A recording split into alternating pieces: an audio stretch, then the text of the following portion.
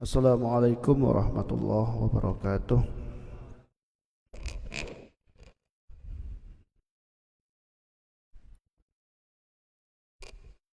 Alhamdulillahi rabbil alamin. Wabihi nasta'in ala umuri dunya waddin. Wassalatu wassalamu ala ashrafil anbiya wal mursalin Sayyidina Muhammadin wa ala alihi wa ashabihi ajma'in. Amma ba'd, hadirin rahimakumullah. Mas Arif, maju Mas Arif, nanti nggak dengar lagi. Ya, maju. Fokus nih temanya nih, harus fokus. Ya.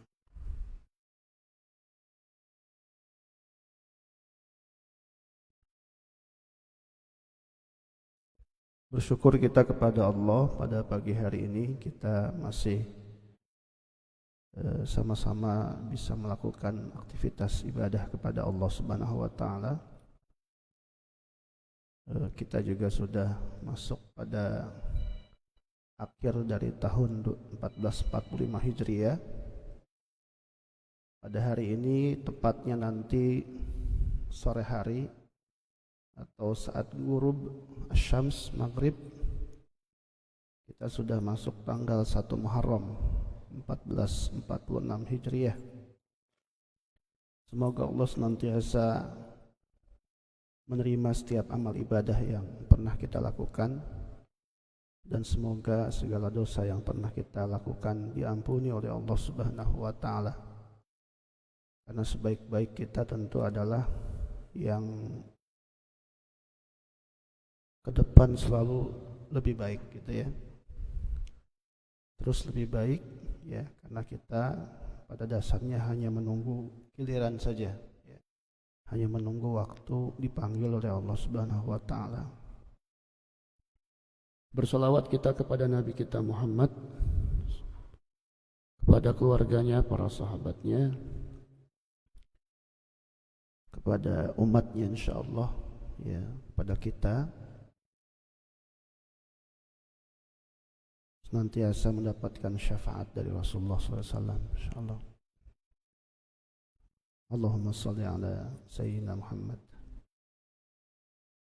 Hadirin rahimakumullah, kita lanjutkan pembahasan kita. Sekarang tema yang akan sama-sama kita bahas adalah adab berhubungan ya, adab berhubungan intim. Ya. Tema ini saya kira harus menjadi perhatian juga bagi kita, karena pada hakikatnya kalau kita kembali kepada asas daripada pernikahan itu sendiri, sebenarnya adalah untuk meminimalisir syahwat kita ya. Kalau kita perhatikan misalkan di dalam hadis Nabi Muhammad SAW yang berbicara tentang anjakan atau anjuran atau perintah untuk menikah kepada para pemuda ya, itu kalau kita sebut pemuda itu ya kisaran, kalau secara siklus usia dia adanya di posisi setelah remaja ya. Remaja baru kemudian orang disebut pemuda setelahnya. Berarti kalau remaja itu antara usia 10 ya sampai usia sekitar 17 tahun atau sampai menjelang 20, itu remaja ya. Setelah itu disebutnya pemuda ya. Makanya Rasulullah mengatakan ya ma'syarasy syabab man istata'a minkumul ba'a falyatazawwaj. wahai para pemuda, barang siapa yang sudah mampu untuk menikah, maka menikahlah. Kita sudah bahas itu. Apa makna ba'ah atau makna kemampuan di sana? Nah, bukan saja kemampuan dalam sisi yang sifatnya material, walaupun saya sampaikan ada hak perempuan atau pihak keluarga perempuan yang itu hubungannya dengan sisi materi. Ya.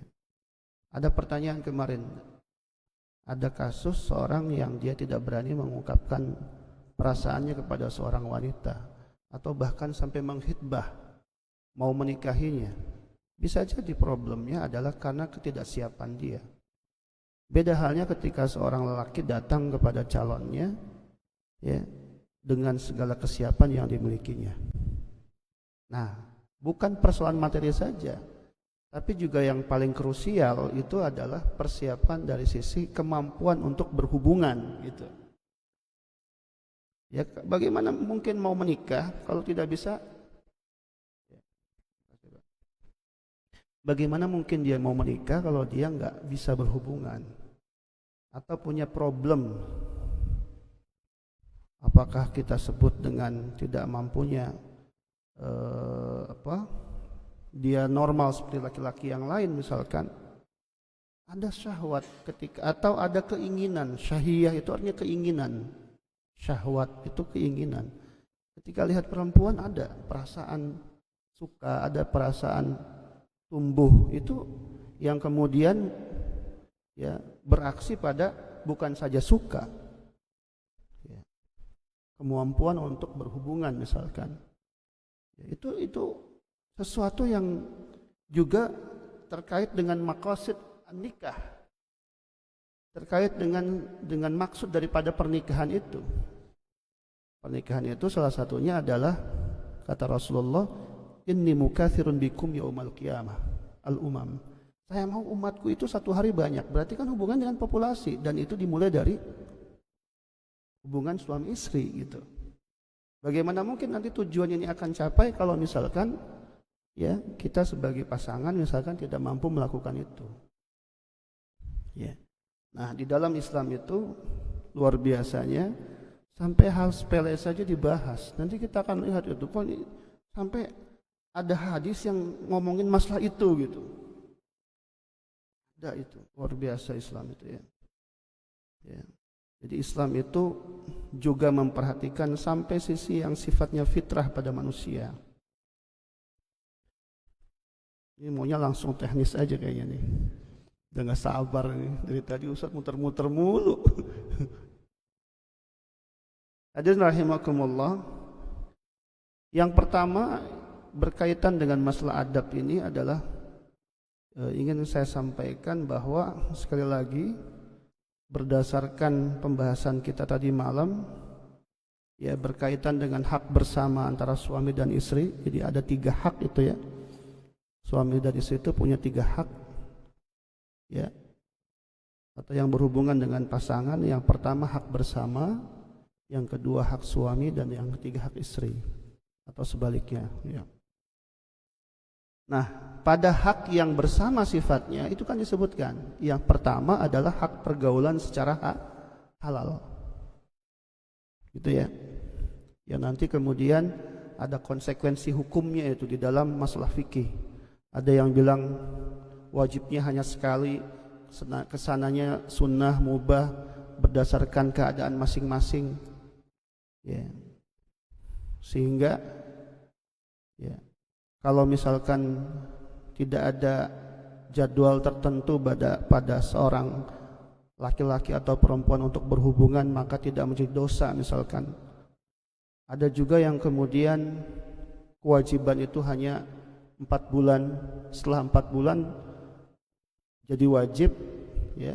Ketika sudah dipenuhi maka gugur kewajiban itu misalkan, dan seterusnya. Tapi lebih daripada itu misalkan perlu digarisbawahi, yang pertama itu adalah bahwa urusan ranjang ini atau bahasa urusan ranjang ya, urusan ya hubungan ini adalah ini bukan hanya sekedar kebutuhan lelaki, ini perlu digarisbawahi. Ya, ini bukan cuman kebutuhan lelaki, ini juga adalah kebutuhan perempuan. Makanya ketika Imam Ahmad menyampaikan tentang batas berhubungan itu 4 bulan berdasarkan firman Allah Subhanahu wa taala, ya. Karena kalau hak itu enggak diberikan, ya, dan itu menjadi sumpah ila, ya, dalam istilah fikih ila, menjadi sumpah bagi seorang suami ketika tidak memberikan hak biologis kepada istri, maka boleh kemudian dia datang kepada hakim untuk meminta diceraikan. Karena itu hak, teman-teman. Ya, seperti itu. Bingung saya mau minum yang mana ini. Padahal nggak diminum juga gitu. Ya. Jadi sekali lagi ini adalah hak bersama, ya, yang harus menjadi perhatian. Sehingga nanti suami nggak boleh egois, ya, dan seterusnya. Bahkan nanti dalam prakteknya juga nggak boleh egois suami itu. Ya. Saat praktek itu nggak boleh egois. Walaupun kebanyakan laki-laki itu egois, ya, laki-laki itu egonya tinggi, ya, dibanding perempuan.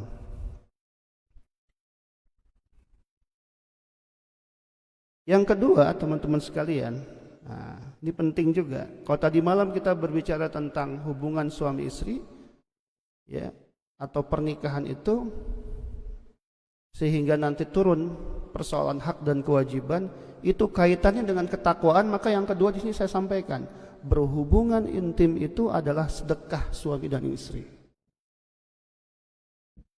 Jadi jangan dipahami, oh ini cuma sekedar mohon maaf menggugurkan kewajiban, atau suami yang hasratnya luar biasa besar harus tercurahkan. Itu enggak begitu doang. Di dalam agama enggak begitu. Apa bedanya kita dengan binatang?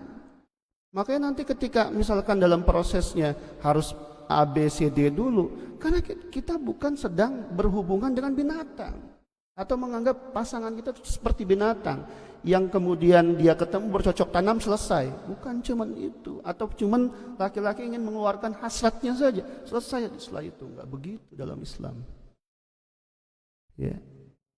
Sama saja kita menganggap pasangan kita seperti binatang, ya. Nah, apa dasarnya di dalam agama kita berhubungan ini dianggap sebagai sedekah suami dan istri? Ya. Kata Rasulullah, walaka fi jima'i zaujatika ajrun. Ya, agama sering menyampaikan masalah hubungan ini, ya, mukhatabnya atau objeknya itu adalah kepada laki-laki. Karena biasanya laki-laki yang butuh duluan. Ini teman-teman ternyata secara apa? Ilmu seksologi, wah, berat ini. Ya. Ternyata secara ilmu seksologi itu, kenapa perempuan itu lebih lamban kebutuhannya terhadap ini dibandingkan laki-laki? Ya, karena begini teman-teman. Ini perlu tahu juga lah, ya, ilmu ini. Oh, perlu tahu banget. Ini semangat banget Fedi ini. Dalam ilmu seksologi itu disebutkan begini. Ini yang ngomong psikolog, ya. Saya suka dengar ceramahnya Bu Ida, Dokter Ida, Dokter Ida ya kalau nggak salah ya. Ida Aisyah ya. Aisyah Dahlan ya. Aisyah Dahlan ya, betul. Beliau ada psikolog, alumni Malaysia. Beliau pernah bilang begini, laki-laki itu, ya, kebutuhan seksnya lebih banyak dibanding perempuan. Kenapa? Ya, ada jawabannya. Kenapa? Karena laki-laki itu mudah dia itu ingin lagi, mudah ingin lagi, ya. Sedangkan perempuan itu, ya, dia lebih lamban karena ketika dia sudah berhubungan sekali itu masa jedanya panjang. Tuh hebatnya perempuan, bisa nahan dia. Jadi ibaratnya memori dia terhadap hubungannya itu lebih panjang. Makanya kalau misalkan gak berkualitas kan sayang. Iya kan? Kalau gak berkualitas sayang, hanya sekedar ya mohon maaf 1 menit selesai. Oh ini bahasanya ya. Gak bisa teman-teman sekalian. Kelambatan atau apa sebentar juga nggak bisa, nggak baik, nggak berkualitas. Kelamaan juga nggak berkualitas. Ya, itu juga nggak bisa. Satu pihak, ya biasanya di pihak di pihak perempuannya itu akan jenuh. Ya, jadi kelamaan itu bikin jenuh. Ya, itu ada dalam ilmu itu ada angka wajar atau waktu yang wajar. Ya. 10 menit misalkan. Itu wajar itu. Tapi lebih daripada itu nggak bisa. Kesel juga gitu. Lama banget sih gitu. Ya. Kok nggak kelar-kelar gitu. Hadirin rahimakumullah, ini secara keilmuan seperti itu dibahas. Jadi wajar kalau kemudian perempuan itu sebenarnya temponya dia lebih lamban. Kalau laki-laki lebih cepat gitu. Mau lagi sehari aja bisa berapa kali misalkan. Kali-kali gitu. Masih ini baru nikah. Kalau udah nikah yang kelamaan belum tentu juga sehari bisa berkali-kali. Ya. Ini wajar teman-teman dan ini dibahas. Bukan sesuatu yang tabu di dalam agama kita, di ranah fikih ya. Itu ya. Walaka fi jima'i zaujatika ajrun, kata Rasulullah. Dan bagimu berhubungan dengan istrimu itu ada pahala. Oh, ya. Qalu ya Rasulullah ayati ahaduna syahwatahu wa yakunu lahu fiha ajrun? Qala ara'aytum law wada'aha fi haramin kana 'alaiha fiha wizrun wa kadzalika idza wada'aha fi halalin lahu ajrun. Ya karena begini, kalau kita melakukan pada hal yang haram aja ada dosa di dalamnya, maka ketika kita melakukan dalam sesuatu yang dihalalkan dengan bingkai pernikahan itu maka jadi pahala, gitu perbedaannya. Kan saya pernah bilang, ya, apapun yang menjadi akses daripada ya, hubungan suami istri di luar pernikahan itu zina namanya, apapun aksesnya,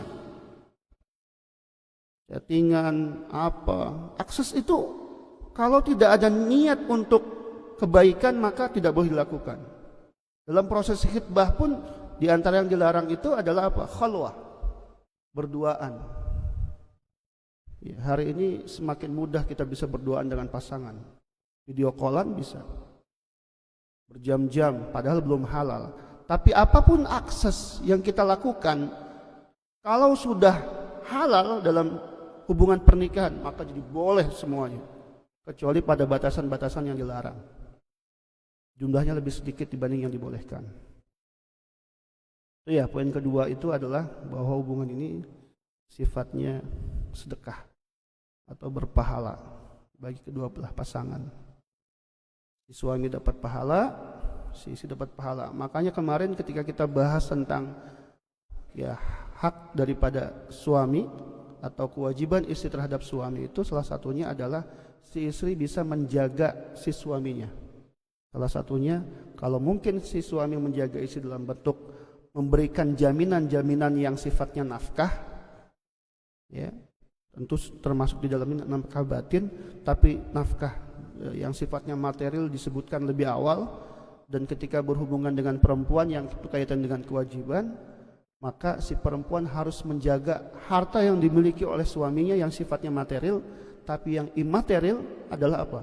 Si istri harus menjaga syahwat laki-laki atau si suaminya agar tidak dilakukan pada hal yang dilarang oleh Allah Subhanahu wa taala. Maka terjadinya perselingkuhan dan lain sebagainya. Bisa jadi potret ini terjadi karena apa? Karena hubungan yang sifatnya intim ini bermasalah. Suami ini luar biasa teman-teman. 4 aja semuanya bisa oke gitu. Kalau bisa dikelola dengan baik. Ya. Yang ketiga, rahimakumullah. Wah, ini udah mulai masuk teknis nih. Senang kayaknya nih. Ya. Ini urutannya saya banyak membaca di dalam kitab fikih sunnah ya. Jadi kalau nanti mau lihat langsung dan membaca lebih luas silakan. Karena saya tidak catat keseluruhannya, sifatnya hanya poin-poin.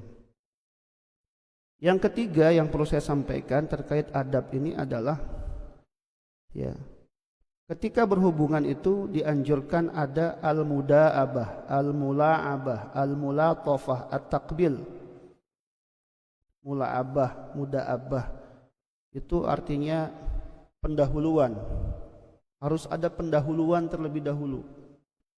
Jangan langsung tembak. Jangan langsung tembak. Ada apa istilahnya kalau foreplay apa? Ada pemanasan terlebih dahulu. Ya. Bahkan ada mula'abah. Main-main aja dulu. Makanya saya kalau ditanya kok anaknya banyak, iya iseng jadi. Tahu, semangat banget ketawanya. Minum dulu itu, minum Mas Arif. Tadi malam gak hadir Mas Arif ya? Hadirnya pas ini nih. Jadi harus ada itu. Jangan langsung sosor aja. Harus ada proses pelan-pelan, pemanasan dulu. Ya. Al-mulatofah. Mulatofah itu apa? Kita lembut-lembutan dulu. Ya. At-takbil. At-takbil itu apa? Dicumbu dulu. Takbil ini dalam bahasa Indonesia artinya dicium dulu. Cium. Jadi jangan langsung. Ya. Itu prosesnya atau awalnya. Ya, bicara awalnya, muda'abah, mula'abah, mulatofa, takbil. Sampai di situ, ketika bicara prosesnya saat dilakukan, nih harus diperhatikan nih. Sampai nanti pada masa finish yang diperhatikan itu apa? Ya. Si suami jangan egois. Harus menunggu ya sampai istri itu orgasme. Nah, bahasanya begitu. Lebih paham gitu kan kalau pakai bahasa vulgar begini kayaknya. Karena itu ada hadisnya itu. Jangan dikira nggak ada hadisnya. Jadi ketika sudah masuk proses, ya suami jangan ini, karena mohon maaf, kecenderungan kebanyakan laki-laki itu lebih cepat dibanding perempuan. Umum itu. Yang belum nikah belum paham itu. Yang udah nikah pun kadang-kadang belum paham juga gitu. Asal hajar aja gitu. Ya. Padahal ini kenikmatan ini luar biasa. Ya. Surga dunia ini. Laki-laki itu surganya perempuan teman-teman. Ya. Disebutkan dalam Al-Quran, dalam hadis seperti itu. Makanya buat laki-laki dapat istri yang salehah itu udah cukup dari semua harta yang ada. Cukup itu. Ya. Gak punya ini itu dan lain sebagainya, cukup insyaallah. Kecuali orientasinya dunia. Karena itu sudah cukup sebagai perhiasan dunia. Hadis menyatakan begitu. Ya. Setiap perhiasan gitu kan. Perhiasan dunia hanya istri soleha, perhiasan dunia itu. Ya, cukup itu. Saya nggak punya ini itu segala macam rumah sederhana. Saya bilang sama istri saya, kamu udah perhiasan buat saya, kamu udah surga buat saya, kamu sudah pernah ngomong begitu nggak sama istrinya? Nggak pernah pasti. Nggak sering ya. Kamu itu udah harta saya, udah cukup dari semuanya itu buat saya. Kamu tuh udah. Istri langsung berbunga-bunga tuh kita ngomong kayak begitu. Oh, langsung merah mukanya. Ya emang harus digombalin. Perempuan itu memang tempat digombalin, harus digombalin terus. Kamu cantik. Hah? Opret ya. Gombalnya lebih banyak dibanding kenyataannya. Kamu cantik aja. Opret gitu Pak ya. Ya, jadi dalam awalnya itu sebelum kita intinya memang adalah, mohon maaf, intinya nanti adalah al-wat'u, ad-dukhul, itu intinya. Hubungan itu intinya itu. Masuknya, ya ini jangan salah masuk nih, mohon maaf ini. Ini benar serius saya. Jangan salah masuk. Yang belum nikah juga hati-hati itu. Makanya nanti ada pembahasan di sini yang saya sampaikan tentang bagaimana boleh nggak melihat aurat perempuan saat berhubungan. Nanti saya sampaikan secara fikih. Ya menarik memang. Ya. Ini perlu teman-teman. Ini ada kejadian. Pasangan suami istri nggak punya anak. Ketika dibawa ke dokter, dua-duanya, ya, si ini dokternya, ya sedikit bercanda lah. Masuknya pas enggak, bener enggak? Enggak tahu. Wah, juga kalau enggak tahu repot. Oh, salah tempat gimana? Maka dalam fikih ada istilah kubul, ada istilah dubur. Ya. Hati-hati ini, ada bagian mana yang dibolehkan, pada bagian mana yang dilarang. Ya. Itu terjadi teman-teman. Ada dua pasangan yang belum punya anak. Ya ternyata salah satu sebabnya adalah nggak tahu dia cara berhubungan. Makanya istrinya dibimbing. Di sini loh Pak tempatnya. Untuk pemain-pemain awal harus begitu. Ya. Harus begitu dibimbing sama istrinya. Di sini loh ya tempatnya. Kalau perlu ya dipegang ya, gitu.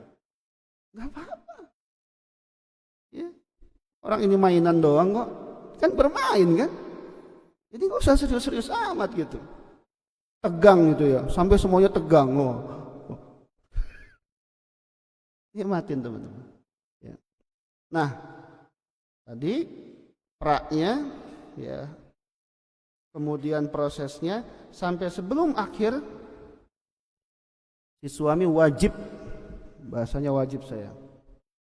Wajib menunggu sampai si istri itu ya mendapatkan hak seksualnya, itu orgasme.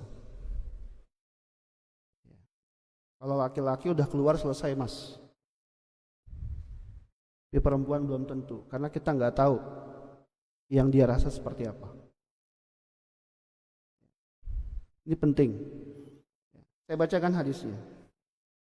Idza jama'a ahadukum idza jama'a ahadukum ahlahu falyusaddiqha fa idza qada fi hajatihi qabla an tuqda hajatuha hatta tuqtada hajatuha. Jika engkau melakukan hubungan intim maka bersungguh-sungguhlah, falyusaddiqha. Oh, sungguh-sungguh, serius teman-teman. Ya.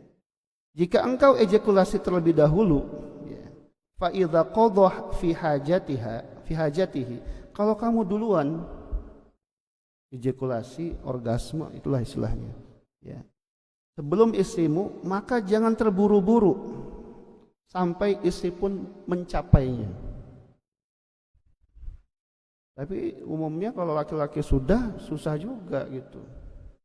Maka lebih baik menunggu. La tastajil, ya. Jangan terburu-buru. Ya, ini teman-teman sekali lagi ilmu ini. Ya, kalau urusan ini selesai bisa jadi ya 85% ini persoalannya. Ya, banyak problem perselingkuhan, pelakor dan lain sebagainya ini. Karena tidak ada istilahnya itu ya. Saya pernah bahas di buku saya itu ya. Itu tidak ada pembicaraan ranjang yang romantis. Ya. Sebelum tidur suami istri ngobrol. Itu tidak ada. Tidur aja. Ya. Ketemunya hanya pas berhubungan saja. Itu keliru besar itu. Ngobrol. Apa yang bisa dibicarain? Perempuan itu dia itu sisi verbalnya dominan dibanding laki-laki. Maka rata-rata perempuan lebih senang curhat karena ingin didengarkan. Sebenarnya dengerin aja. Kita nggak ngasih solusi juga, dia didengerin udah senang. Oh gitu ya. Oh gitu ya bun ya. Oh ya. Iya. Udah senang dia dengerin. Ya sampai tidur. Ya. Hadirin rahimakumullah. Ini penting ya pada tahap ini ya. Untuk diperhatikan, tadi saya sudah sampaikan kualitas ini menentukan juga. Ya. Makanya bayangkan aja itu suami istri berantem, anaknya nambah lagi gitu ya. Berantem dia, cekcok sering dia, tapi anaknya nambah lagi. Ya dalam urusan beginian juga memang tidak bisa untuk ditinggalkan. Suami bisa nggak makan seharian, tapi kalau nggak berhubungan repot juga, pusing dia. Nggak dapat jatah, pusing juga dia. Hadirin rahimakumullah, selanjutnya saya sampaikan, dianjurkan membaca doa agar kelak anak kita tidak dicelakai oleh setan. Saya sudah sampaikan sebelumnya, ya. Prosesnya ya.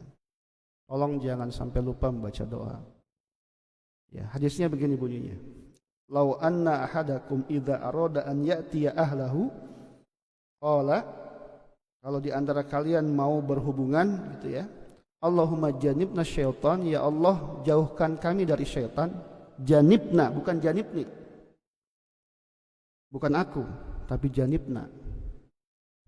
Ya. Bersama, ya Allah jauhkan kami dari setan, wa jannibis syaiton ma razaqtana, jauhkan setan ya Allah atas rezeki kami, ya, atas apa yang kami peroleh. Maksudnya siapa? Anak. Fa innahu in yuqaddar bainahuma waladun lam yadurhu syaiton abada, karena ketika Allah takdirkan pada keduanya itu seorang anak, ya semoga tidak dapat mudarat dari setan selamanya. Makanya ada seorang ulama misalkan mengatakan anak itu nakal, anak itu enggak soleh, bisa jadi, sangat bisa jadi itu berawal dari proses bikinnya.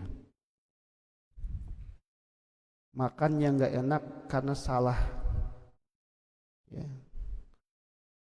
Chef itu kalau kita yang bukan chef misalkan itu urutan masak setelah kita aja itu. Ya Mas Wisma ya. Padahal dalam ilmu itu ya permasakan itu ya itu ada prosesnya, apa dulu yang harus dikerjain ini karena nanti rasa itu berpengaruh. Gak bisa kita tuh airnya misalkan minyaknya masukin daging dulu, bumbunya belakangan, nggak bisa itu, ada tahapan-tahapan. Nah, makanya pastikan di awal itu semua tahapan-tahapan ini berjalan dengan baik. Baca doa. Si suami diingatkan tuh sama istri. Ya udah baca doa belum? Yuk sama-sama. Allahumma jannibna syaitan ma razaqtana. Ya, hadis riwayat Muslim. Selanjutnya, ya, teman-teman sekalian, haram berhubungan pada duburnya atau memasukkan pada dubur. Haram. Mutlak itu. Ya. Dalam Al-Quran disebutkan, nisa'ukum harthul lakum fa'tu harthakum anna syi'tum. Perempuan itu adalah sawah ladang bagimu. Saya masih ingat banget itu. Khutbahnya Zaidun MZ. Bahkan maju mundur juga boleh, kata beliau. Saya pernah telat punya anak. Ini selorohan lah ya, candaan dari almarhum mertua saya, dikubur di Semarang karena orang Semarang. Mertua saya orang Jawa, laki-lakinya, perempuannya orang Sunda, orang Tasik. Jadi saya pernah belum punya anak cukup lama, 1 tahun lah ya, ada yang lebih lama. Kemudian bapak mertua bertanya, udah, saya masih ingat aja itu candaan beliau, udah punya anak belum Irfan? Ya, belum. Ada istri saya. Terus kata beliau, udah tekan terus aja. Tekan aja terus. Ya, sambil bercanda beliau, usia meninggal 85 kalau salah, hampir 90 ya. Ya, hadirin rahimakumullah, tapi ingat ada pada bagian yang dilarang. Itu ya, ada pada bagian yang dilarang ya. Karena nanti kalau kita melakukan ya, disebutkan di sini ya, dalam satu hadis ya, nanti ada kafarat juga ternyata. Bahaya ini kalau tidak diperhatikan ya. Kita itu berbeda dengan orang kafir ya, berbeda.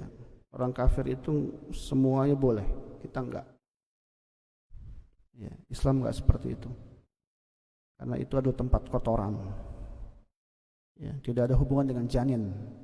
Jadi hubungan pernikahan itu adalah agar terjadi apa? Terjadi pembuahan dan jadi anak. Situ enggak sama sekali. Ke situ enggak jadi anak. Bukan, jadi gini. Ini bukan hanya sekedar untuk mencapai kenikmatan belaka. Itu ya, perlu digarisbawahi. Berhubungan di dalam Islam itu bukan cuma hanya mencapai kenikmatan, tapi lebih daripada itu adalah apa? Punya anak, keberkahan karena bagian dari sedekah dan seterusnya. Ya. Karena dalam satu hadis disebutkan, kalau ada orang yang melakukan ini maka Allah tidak akan melihat berbicara di hari kiamat. Oh.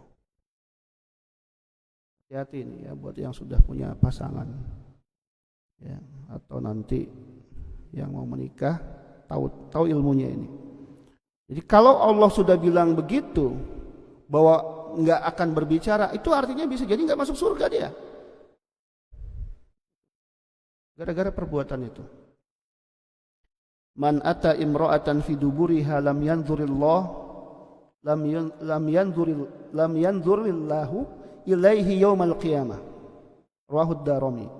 Barang siapa yang mendatangi istrinya pada duburnya, ya, pada ya duburnya, ya begitu sajalah kalimatnya ya, maka Allah Subhanahu wa taala tidak akan melihatnya di hari kiamat.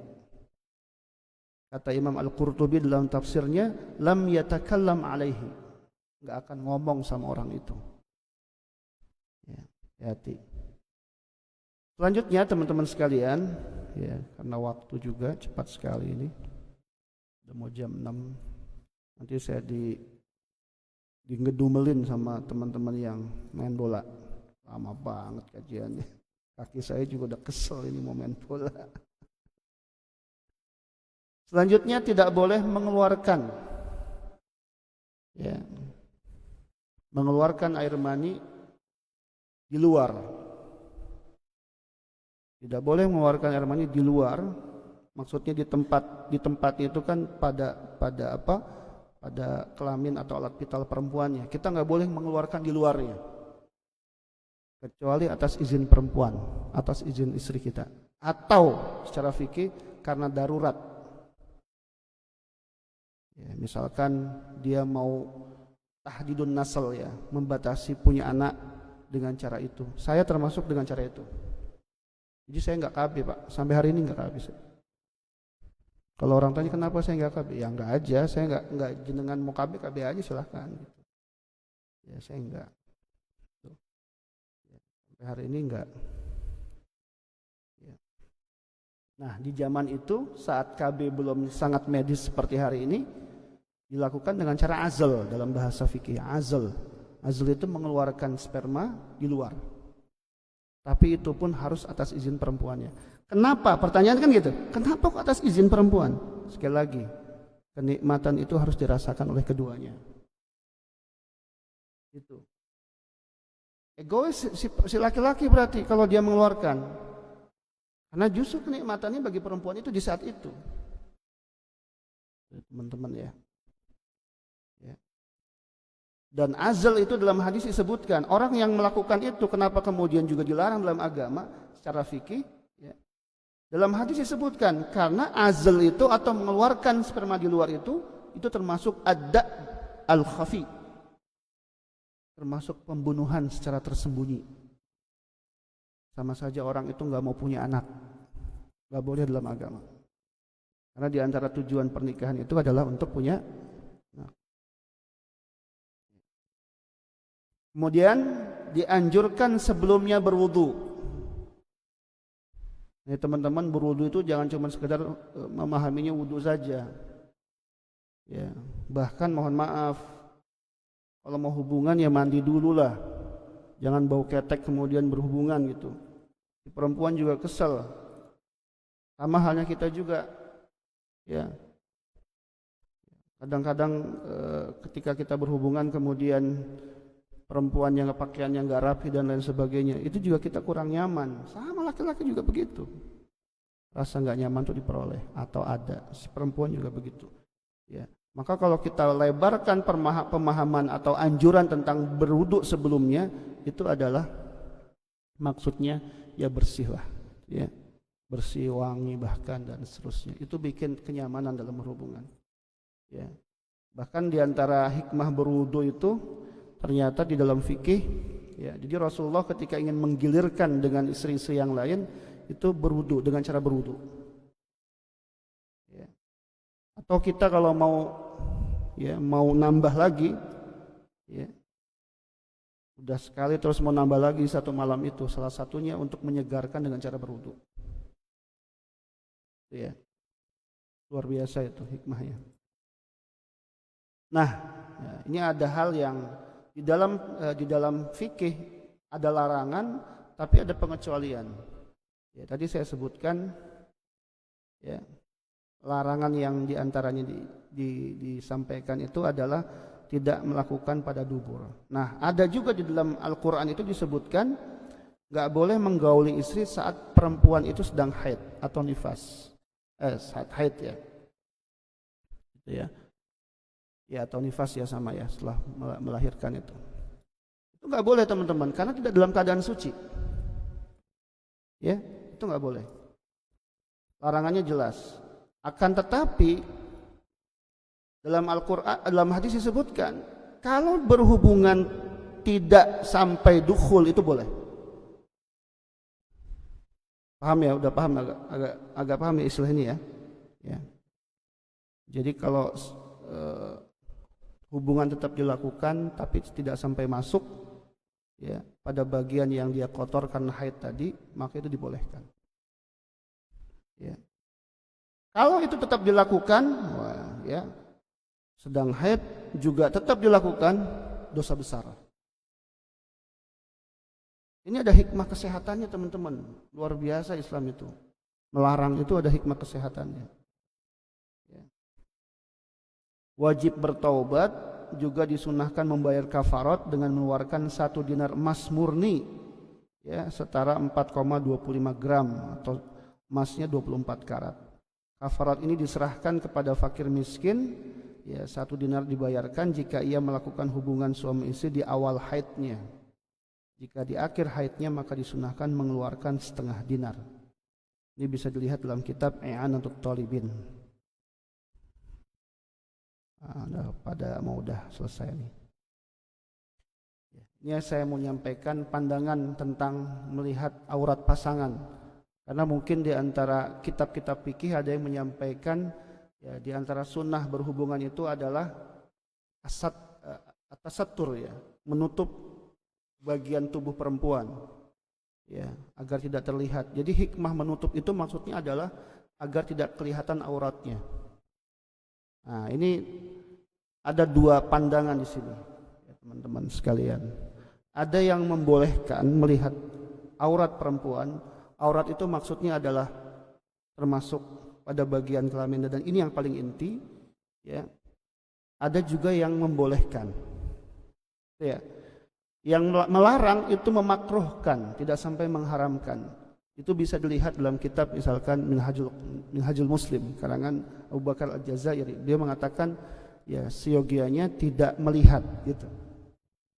Ya. Allah yanzur. Ya, seyogianya tidak melihat aurat perempuan. Hadis yang digunakan itu adalah ya bahwa Aisyah seumur hidup tidak pernah melihat kemaluan Rasulullah. Hadis riwayat Ibnu Majah. Ya. Ini hadis yang didalil. Nah, di antara ilat yang lain yang disampaikan Abu Bakar Al-Jazairi kenapa melihat aurat pasangan itu tidak dianjurkan, kata beliau karena bisa menghilangkan mood dalam hubungan. Ini partai yang tidak membolehkan atau memakruhkan. Ada partai yang membolehkan. Dan ini disampaikan oleh ulama besar di zamannya, namanya Ibnu Qudamah. Ibnu Qudamah itu pengarang kitab Al-Mughni, kitabnya luar biasa. Dia termasuk madhabnya Hambali kalau tidak salah. Tidak salah ya. Beliau mengatakan boleh. Alasannya apa? Pertama, hadis yang tadi disampaikan bahwa Rasulullah tidak pernah terlihat atau Aisyah nggak pernah melihat kemaluannya Rasulullah sepanjang hidupnya, itu hadisnya masih diperdebatkan. Masih diperdebatkan kesahihannya. Ini alasan pertama, kenapa ada pihak yang membolehkan. Karena dalil yang digunakan itu bukan dalil yang sahih atau disepakati kesahihannya. Kalaupun dia tidak pada derajat yang paling tinggi, misalkan sahih, itu khawatir misalkan, ya minimal dia hasan misalkan. Tapi masih diperdebatkan. Yang kedua alasannya adalah ini berdasarkan ya riwayat ya Bahas bin Hakim bahwa kakeknya bertanya kepada Rasulullah, wahai Rasulullah, mana aurat yang boleh kami buka dan mesti kami tutup? Rasul menjawab, tutup auratmu kecuali untuk istrimu dan budakmu. Hadis ini hasan. Derajatnya masih pada derajat sahih, walaupun tidak tadi tingkatannya yang paling tinggi. Ya. Kenapa boleh? Berdasarkan hadis tadi. Alasan yang lain. Jadi ada yang membolehkan itu karena dalilnya ada yang lebih tinggi lebih derajatnya. Jadi dalam kaidah ilmu hadis, kalau dalil itu ada yang bersamaan, cari yang paling kuat. Gitu. Ya. Oh ini kayak seperti bertolak belakang antara satu hadis dengan hadis yang lain. Cari yang paling kuat. Kemudian alasan yang lain justru, mohon maaf, alat vital itu adalah apa? Tempat istimta. Memang tempat untuk berhubungan. Bagaimana kalau kita nggak ngelihat? Itu yang membolehkan. Jadi boleh gitu untuk dilihat. Ya. Belum lagi ada dalil yang lain yang umum sifatnya dalam Al-Qur'an. Ya, nisa'ukum harthul lakum fa'tu harthakum anna syi'tum. Perempuan itu adalah sawah ladangmu, maka datangilah ya. Fa'tu harthakum anna syi'tum. Kapanpun kamu mau. Ya. Jadi jenengan ambil partai yang mana itu? Boleh apa? Kayaknya kebanyakan membolehkan ini. Terakhir teman-teman, ini tips saja ya bagi mereka yang mau punya anak laki-laki. Ya, disebutkan dalam kitab, nanti ada bisa dilihat dalam Qurratul Uyun atau kitab Al-Bujairimi. Ya, Sulaiman Al-Bujairimi. Tipsnya ada 3. Sebenarnya semua anak sama, laki perempuan di dalam Islam. Bahkan dalam satu hadis disebutkan kalau seorang ayah atau seorang ibu, orang tua punya 2 anak perempuan, maka surga baginya ketika kedua anaknya solehah. Ya, luar biasa. Ya, karena mungkin diantaranya hikmahnya tidak mudah memang mendidik anak perempuan satu. Itu kami rasakan. Yang kedua, karena perempuan itu adalah ummul, ya dia ibu, ya Rabbul Bait. Ya, dia itu adalah tonggak sebuah peradaban, ya, seperti itu. Nah, ada 3, ya. Yang pertama berdoa. Yang mau punya anak laki-laki berdoa. Bagaimana cara doanya? Disebutkan sambil meletakkan tangan pada perut ibu hamil saat di awal-awal kehamilan. Bagaimana doanya? Bismillahirrahmanirrahim. Allahumma inni usammi ma fi batniha Muhammad. Ya. Faj'alhu li dzakaran. Ya, baca bismillah, kemudian doa Allahumma inni usammi, ya Allah, sesungguhnya aku menamai ma fi batniha, pada perut istriku ini, ya, namanya Muhammad, maka jadikanlah dia laki-laki. Yang pertama ikhtiarnya dengan doa. Yang kedua dengan mengatur pola hubungan. Dalam kitab Qurratul Uyun disebutkan jika suami ingin memiliki anak laki-laki hendaknya ia meminta istrinya agar tidur miring ke kanan setelah selesai bersetubuh. Jadi selesai hubungan dia disuruh ke kanan, miringnya ke kanan. Lambungnya nih, jadi benar miring kayak orang lagi tidur itu. Kalau dia mau punya anak laki-laki, ya. Habis selesai suruh ke kanan. Kalau perempuan selesai, balik. Ini teman-teman hal seperti ini saya yakin banyak yang nggak paham juga, ya. Ini bagian dari ikhtiar. Kalau ternyata dari sekian ikhtiar yang kita sudah lakukan ternyata anaknya juga tidak laki-laki, itu takdir Allah. Karena ini hanya ikhtiar saja. Bisa jadi ilmu ini atau pembahasan ini berdasarkan kebiasaan-kebiasaan yang ada. Ya.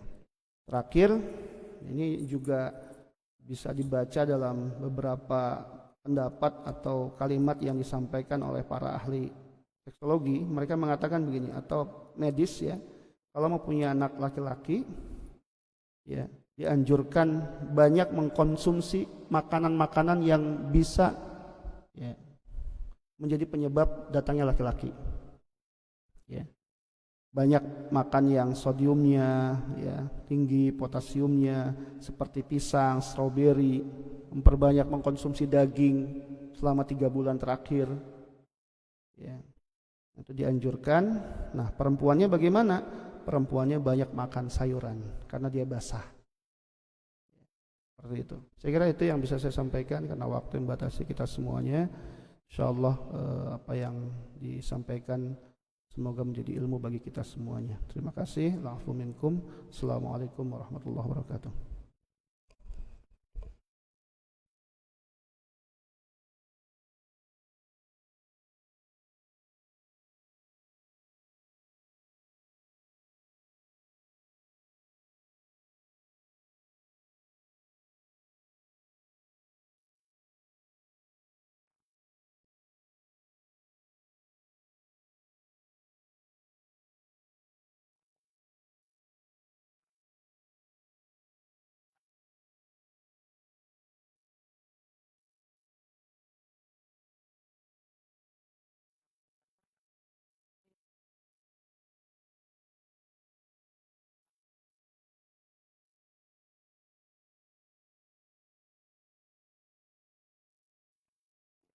Jadi agama itu bicaranya ini, teman-teman. Agama itu bicaranya efek. Efek, ya, agama itu bicara efek. Ketika si suami itu nggak dikasih, misalkan ada laknat, itu ilat di situ nggak disebutkan. Misalkan mohon maaf, tiba-tiba suami lagi menggebu-gebu nggak dikasih, dia keluar rumah cari yang lain gimana? Iya kan? Misalkan seperti itu. Sama juga si perempuannya misalkan. Jadi ayat atau hadis ini disebutkan pada keumuman bahwa memang yang biasanya mau itu adalah laki-laki, bukan perempuannya. Tapi sekali lagi jangan lupa, ya, saya nggak tahu teman-teman senang apa enggak. Saya senang tuh kalau nggak selalu saya yang minta. Senang saya. Ya, saya suka bilang juga sama istri saya, jangan saya terus yang minta. Bercanda. Ya. Jadi dalil itu berdasarkan keumuman bahwa memang biasanya laki-laki. Tapi kalau hal itu terjadi pada perempuan bisa saja. Jadi dosa itu menjadi sebuah konsekuensi ketika memang dampak itu terjadi. Tapi kalau nggak ada dampak nggak berdosa gitu. Tapi bisa saja kekesalan itu muncul, akhirnya itu berdampak pada hubungan sehari-hari dan lain sebagainya. Karena ada loh perempuan yang kebutuhan itunya lebih menonjol dibanding laki-laki, itu ada. Ya, jadi dampak di sini yang menjadi perhatian. Ya, nanti kalau misalkan dampaknya si perempuan itu merasa nggak ada kepuasan dalam hubungan itu, akhirnya dia mencari teman-teman ngobrol yang lain sampai akhirnya berhubungan, sehingga kita sebut ini perselingkuhan, bisa jadi suami jadi dosa. Ya. Jadi hadis itu ya menyampaikan langsung tentang bagaimana si perempuan itu harus taat sampai urusan itu, karena memang biasanya laki-laki yang lebih tinggi gorizahnya, sampai laki-laki kan juga lebih dari satu gitu ya, kemampuan dia juga untuk berhubungan sebenarnya lebih tinggi dibandingkan si perempuan. Juga kita sudah bicara pada sisi medisnya atau sisi yang sifatnya seksologi, ternyata memang si perempuan itu dia lebih lama, sedangkan laki-laki lebih cepat ya kebutuhannya. Maka itu hadis banyak berbicara tentang laki-laki ya. Nah, kalau misalkan ada efek terhadap perempuan minta dan kemudian laki-laki nggak memberikan alasan-alasan yang lain, sama juga dong, harusnya laki-laki juga ketika minta harus melihat sisi-sisi itu. Si perempuan nggak mau, jangan langsung dibilang wah kamu neraka, nggak boleh begitu. Lihat sisi yang lain. Bisa jadi si perempuan itu capean, lagi sakit atau apa. Ada komunikasi di antara keduanya. Ya, sehingga nggak gampang sebentar laki-laki marah, laki-laki kesal, nggak begitu. Ya. Emang ini butuh pendewasaan. Ya, jadi dampaknya yang menjadi penyebab dosanya, Mas. Ya. Kalau perempuan bisa langsung kena dampak kalau tanpa alasan. Tapi kalau laki-laki bisa karena dampak baru kemudian mendapatkan dosa dari Allah Subhanahu wa taala. Ini saya kira itu. Cukup.